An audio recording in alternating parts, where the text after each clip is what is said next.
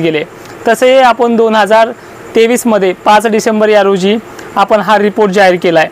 7 मार्च 2024 रोजी सुद्धा आपण हा रिपोर्ट जाहीर केलाय। पण मेन म्हणजे 15 मेच्या रिपोर्टला आपण ॲक्युरसी सह तारखा देतोय। जशी तारीख तुम्ही आता स्क्रीनवरती पाहता हे मागच्या वर्षीचे पुरावे आहेत किंवा स्क्रीनशॉट आहेत।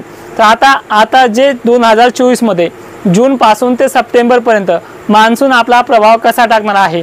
बऱ्याचशा वृत्तपत्रामध्ये किंवा मोठ्या संस्थांनी याही वर्षी ला निनाबद्दल चांगला पाऊस सांगितला आहे। तर आपलं जे गणित आहे, आपण ज्या गोष्टीवरती लक्ष दिले गेल्या वर्षी सुद्धा त्याच पद्धतीने आजचा आपण ला निना, HP कंडिशन, हाय प्रेशर वगैरे सगळ्या गोष्टी आज समजून सांगण्याचा प्रयत्न करेल आणि मान्सून कसा राहील आणि मान्सूनचा प्रभाव कसा असणार आहे। फक्त व्हिडिओ मोठा झाल्यामुळे शेवटपर्यंत पहा, अजिबात स्किप करू नका। तर वळूयात मेन विषयाकडे। मित्रांनो, मान्सूनची जी कंडिशन आहे, मान्सूनचा जो जोर असतो आणि मान्सून येण्याची जी काळ असतो तो म्हणजे जून महिना। 8 जून म्हणलं की मान्सून महाराष्ट्रात कधी येईल असे शेतकरी बांधवांना त्याची वाट असते। तर आता सुरुवातीला आपण ला निनाबद्दल बोलूयात, कारण की सगळ्यात महत्त्वाचा प्रश्न म्हणजे ला निनाबाबत बरेचसे लोक वक्तव्य करतात, ज्यांनी ह्या वर्षी सुपर एल निनोची भाषा सुद्धा आपल्या पहिला रिपोर्ट आपण दिला होता त्यावेळेस त्यांनी केली होती। तर आता मेन म्हणजे विषयाकडे वळूया। मित्रांनो, महाराष्ट्रामध्ये पाऊस येतोय, भारतामध्ये पाऊस येतोय किंवा इंडियन ओशन डायपोल सिस्टीममध्ये हा पाऊस येतोय। त्याचं मेन कारण आहे हा प्रशांत महासागर। या प्रशांत महासागरामध्ये जूनच्या पहिल्या आठवड्यापासून किंवा एक सारखी ट्रेंड विंड जी असते ती ह्या संत गतीने इथे वाढते। जर हिला हाय प्रेशर मिळालं, म्हणजे ला निनाच्या काळामध्ये जर हाय प्रेशर मिळालं तर त्याचा जोर जो आहे तो सारखा जोराने वाढतो। पण ही जी LP कंडिशन असते, ही LP कंडिशन जर ह्या ठिकाणी आली तर ही सुद्धा तुम्हाला समजून सांगतो। ह्या ठिकाणी आली 2023ला ती होती, कारण की इथे कोमट पाण्याचा थर झाला। LP कंडिशन म्हणजे लो प्रेशर म्हणजे एक कोमट पाण्याचा थर जो समुद्रामध्ये बनलेला असतो आणि हा थंड पाण्याचा थर हा ला निनाच्या काळामध्ये बनलेला असतो। एक समुद्राचं जे पाणी असतं हे थंड आणि कोमट यावरती हा ला निना आणि एल निनो हा संभ्रमात जातो। ला निना हे नाव का पडलं, एल निनो हे नाव का पडलं हे देखील तुम्ही गुगलला जरी सर्च केलं तरी तुम्हाला ते सहज सापडेल, कारण की आता व्हिडिओ आपल्याला लंबा करायचा नाहीये। तर लक्षात घ्या, यंदा ला निनो आहे पण त्याचा कालावधी, त्याची सुधारणा ही जून महिन्यात होणार आहे। जून महिना ते जुलै महिना हा पूर्णपणे बळकट बनण्यासाठी याला लागणार आहे। जून महिन्यामध्ये मान्सून येण्याच्या ज्या तारखा आहेत त्या देखील आपण आजच्या लाईव्हच्या ह्या व्हिडिओच्या शेवटपर्यंत सांगणार आहोत। पण ला निना जो असतो तो भारताकडे येणाऱ्या, इंडियन ओशनकडे येणाऱ्या जे ट्रेंड विंड्स असतात हे रेग्युलर वाहतात, हे काय नवीन नाहीत। पण याला जो प्रभाव टाकत असतो, जो अडथळा येत असतो तो म्हणजे LPचा। जर LP सिस्टीम ह्या दक्षिण अमेरिकापाशी जर झाली तर इथे याचा प्रभाव, वारे हे उलटे वाहत आहेत। इथे हाय प्रेशर बनलं तर वारे उलटे वाहतात आणि LP कंडिशन बनली तर वारे इकडे कमजोर होतात। तर मग थोडक्यात समजून सांगतो, हाय प्रेशर म्हणजे हाय प्रेशर झालेल्या ठिकाणाकडून वारे हे लो प्रेशर झालेल्या ठिकाणाकडे वाहत आहेत। म्हणजे पूर्ण बाष्प जे बनलेलं असतं हे हाय प्रेशरकडनं LP कडे येते आणि LP ठिकाणी झाल्यानंतर वारे शांत असतात, इथले वारे कुठेही जात नाहीत। मग त्या ठिकाणी LP झालेल्या ठिकाणी हा पाऊस बरसतो असतो। आता हे LP ठिकाण जे बनले आहे ते यंदा बनणार आहे ते ऑस्ट्रेलियाजवळ, जब इंडियन ओशन प्रेशर भारताच्या खालच्या साईडला जे आहे श्रीलंकेपासून खूप दूर आहे, या ठिकाणी हे LP कंडिशन यंदा बनणार आहे। त्यामुळे ला निनाच्या काळातला जो पाऊस आहे तो इकडे येणार आहे। ला निनाच्या काळात हे उलट असतं, हाय प्रेशरच्या ठिकाणी लो प्रेशर बनतं, लो प्रेशरच्या ठिकाणी हाय प्रेशर बनतं, म्हणजे हे वारे उलटे वाहिले ते ट्रेंड विंड्सला सुद्धा जोर दाखवत नाही। आता यंदा हाय प्रेशर बनणार आहे त्यामुळे वारे हे जे आहे हे इंडियन ओशनपर्यंत जाणार आहे। तर हे झालं ला निना आणि हाय प्रेशर आणि LP बद्दल। याच्यापेक्षा आणखीन सविस्तर सांगायचं असलं तर आपल्या या THFA चॅनलवरती ह्या सगळ्या गोष्टी समजून सांगू। आपण मेन विषयाकडे वळूयात। तर महाराष्ट्रामध्ये किंवा भारतामध्ये यंदाचा पाऊस जो आहे तो 12 जूनला ह्या HP कंडिशनमुळे, कारण की जूनमध्ये सुधारणा होणार आहे, थोडा प्रभाव वाढणार आहे। गेल्या वर्षी मान्सूनला 22 तारीख की 24 तारीख यायला लागली, आपण 18 ते 22 दरम्यानच मान्सून सक्रिय होईल असं सांगलं। त्यामध्ये 2 दिवसाचा फरक हा 15 मेला पडला होता। तर ह्या वर्षी आपण जी तारीख जाहीर करतोय ते 15 ते 16 जून अशी जाहीर करतोय। म्हणजे 16 जूनला हा मान्सून जो आहे तो महाराष्ट्राकडे आपला प्रभाव टाकणार आहे। पण महाराष्ट्र पूर्ण हा 16 जूनला घेणार नाहीये, तर तो 12 जूनच्या कालावधीमध्ये हा केरळ तो व्यापण्याची शक्यता दाट आहे। 12 जूनच्या भागामध्ये पूर्ण केरळ व्यापून तो महाराष्ट्राकडे कोकण किनारपट्टीकडे 13 ते 14 जूनपर्यंत येईल आणि 16 ते 17 जूनपर्यंत या मुंबई कोकण किनारपट्टीमध्ये, तसेच तो विशेष करून तुम्हाला मी तारखेनुसार समजून सांगतो, 7 ते 8 जून श्रीलंका कव्हर करत, 9 ते 10 जून केरळ पूर्ण केरळचा अर्धा भाग किंवा केरळमध्ये तो प्रस्थान करेल. 12 जूनपर्यंत केरळ पूर्ण करून महाराष्ट्राकडे कोकण किनारपट्टी किंवा तमिळनाडू कर्नाटक हा भाग तो व्यापणार आहे. असा यू टाईपमध्ये हा मान्सून महाराष्ट्राकडे येणार आहे. तर महाराष्ट्राचा भाग 16 ते 18 कालावधीमध्ये तो घेणार आहे. महाराष्ट्राकडे येणारी तारीख आपण आजच्या 26 एप्रिलला ही 16 ते 17 सांगूयात. 16 एप्रिल ही महाराष्ट्राकडे येण्याची तारीख. तर त्याच्यामध्ये 2-3 दिवसाचा फरक पडणार आहे. पण जर आपण 15 मेला हा फरक देखील आणखीन कमी करणार आहोत आणि गेल्या वर्षीसारखी एक ॲक्युरेसी तारीख देणार आहोत. जसं की 18 ते 22 जून नंतरच मान्सून सक्रिय होईल. मोठ्या मोठ्या संस्था भाकीत करतील, शेतकरी बांधवांना सावधान राहा की महाराष्ट्रामध्ये ह्या तारखेच्या अगोदर पाऊस नाही. हा स्क्रीनवर दिलेला तो मेसेज होता. तर आता यंदाची आपण जी तारीख जाहीर करतो ती 16 जून ही अशी महाराष्ट्रामध्ये येण्याची आहे. महाराष्ट्रभर पसरायला याला 22 जूनचा कालावधी लागणार आहे. पण आता हा बरसणार कसा याबद्दल बोलूया. कारण की ह्या HPLP कंडिशनमध्ये आपण व्हिडिओ बनवायला गेलो, हा व्हिडिओ खूप मोठा होईल.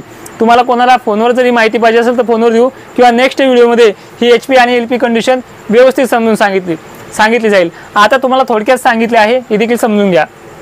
तर आपण 16 ते 18 जून ही महाराष्ट्रामध्ये प्रवेश करण्याची किंवा महाराष्ट्राचा विशिष्ट भाग म्हणजे कोकण किनारपट्टी, लातूर वगैरे इकडं गडचिरोली, पश्चिम बंगाल वगैरे कव्हर करण्याची शक्यता ही या काळामध्ये आहे. मान्सून गुजरात वगैरे भागामध्ये प्रवेश करण्यासाठी 22 ते 24 किंवा 25 जूनचा कालावधी लागण्याची शक्यता आहे. याच्यामध्ये 4 दिवसाचा फरक पडणार आहे. कारण की जी ॲक्युरेसी तारीख आहे 1-2 दिवसाचा फरक पडणारी हे आपण 15 मेलाच जाहीर करणार आहे. आता यंदाचा मान्सूनची टक्केवारी आपली कशी असणार आहे. गेल्या वर्षीची टक्केवारी होती आपली 60% बरसण्याची, तो पडला 35%. जवळपास 35 ते 40% आपण त्याची ॲक्युरेसी काढली होती. तो पडला 60% सांगितलं होता, तो 40% पडला. यंदा 82% सांगितलं आहे. किमान 70 ते 75% पडेल. म्हणजे गेल्या वर्षीच्या तुलनेत तो दुप्पट ते दीड ते दुप्पट पडण्याची शक्यता आहे. पण ही तारीखसुद्धा, ही टक्केवारीसुद्धा 15 मेला आपण बदलणार आहोत. कारण की 82 प्लस राहील. जवळपास तो 85 हा घेणार आहे. 85 म्हणजे रानाची पडणं, चांगला मुसळधार पडणं ही 85 आहे.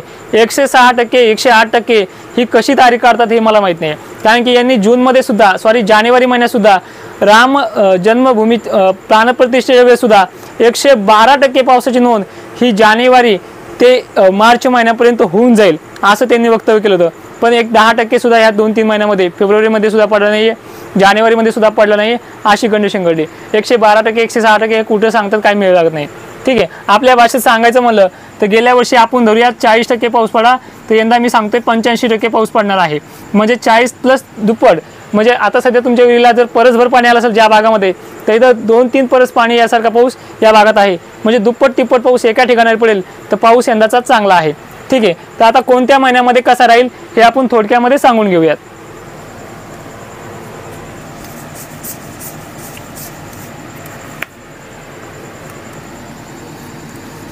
तारखा नोट करून घ्या सगळ्यांनी.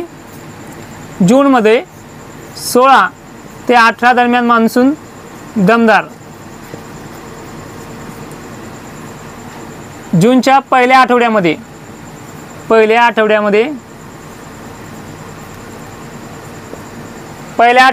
पहिले 7 आणि 8 तारखेच्या दरम्यान मान्सून काही ठिकाणी मध्यम तर काही ठिकाणी जोरदार मोसमी पूर्व पाऊस पडणार आहे. पण ते मोजके ठिकाण असणार आहे. याच्यामध्ये जिल्हा वगैरे सांगू शकत नाहीये.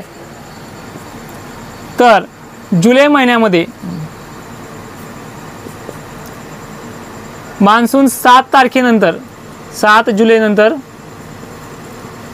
संपूर्ण महाराष्ट्रामध्ये सर्व जिल्ह्यामध्ये दमदार बरसणार आहे. पण हिंगोली, वाशिम, बुलढाणा तसेच नांदेड वगैरे भागामध्ये विहिरीला काही ना काहीतरी पाणी येईल असा जो आठवडा आहे तो 7 तारखेपासून तर 17 तारखेपर्यंत ही कंडिशन या भागामध्ये असणार आहे. पूर्व विदर्भ, पूर्व मराठवाड्यामध्ये बऱ्याच ठिकाणी जुलै महिन्यामध्ये काही ठिकाणी विहिरीला पाणी अशी कंडिशन आहे. तर कोकण किनारपट्टीमध्ये ह्या 2 महिन्यामध्ये, कारण की आज ह्या 2 महिन्याचा रिपोर्ट देणार आहे, या 2 महिन्यामध्ये HP कंडिशन बनणार आहे. आता HP कंडिशन तुम्हाला समजून सांगतो.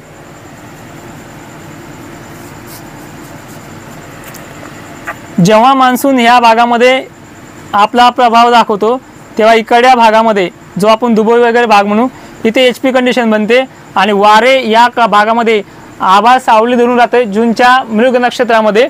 तर इथे थंडावा तयार होतो, हाय प्रेशर लेवल तयार होते।